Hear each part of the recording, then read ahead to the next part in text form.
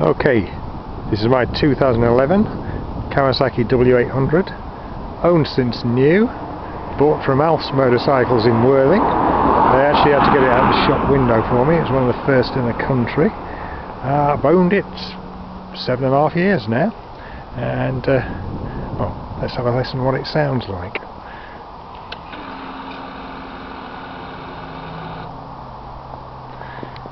See the mileage there.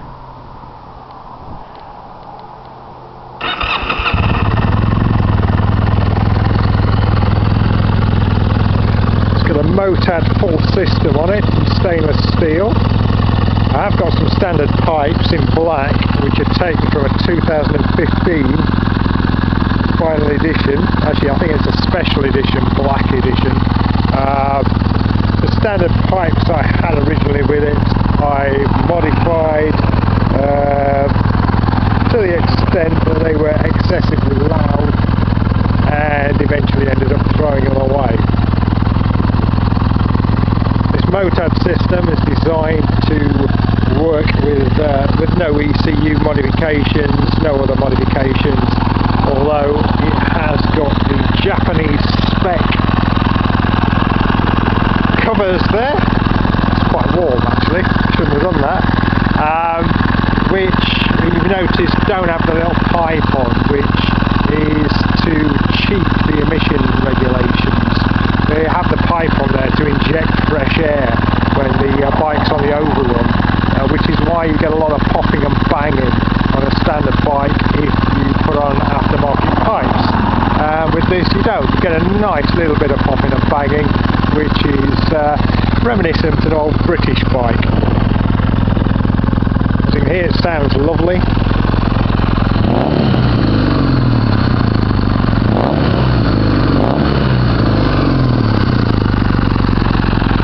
Goodrich brake hose on the front, smaller indicators which are rubber mounted. The originals I gave away, they were too large. Lovely bike, the W800. Metal side panels, lots of metal bits on there, steel chromed mudguards, alloy rims with stainless spokes. The tyres are still decent, it's got Contis on at the moment. Mirror extenders, because these standard mirrors are a little bit narrow. You end up seeing most of your shoulders. That's the original chain and sprockets, decent clean condition. See, the casings were originally lacquered, but I took the lacquer off and polished them up. They don't polish up a bit brighter than that, but you know, that's sufficient for yearly use. Not a lot more I can tell you about it really. Small stone chip, as you can see on the tank there, tiny little one. The other thing is this rack, which came from Germany, which just looks like a standard chrome rack, but actually has these bits on there, which means that you can put a Givi monologue box straight on. You don't have to put a separate pad on there. Pretty much all standard. It's got a rental bar brace, because rental do a set of bars which are exactly the same profile as the Kawasaki ones. It doesn't give any noticeable improvement in, you know, vibration or handling or anything. I just thought it looked good. Put one on there. Came up on eBay, bought it. As well as a Goodrich hose, the brakes got EBC pads in there, sintered pads. They improve, along with the hose, that improves the braking considerably. And that drum brake at the back is absolutely lovely.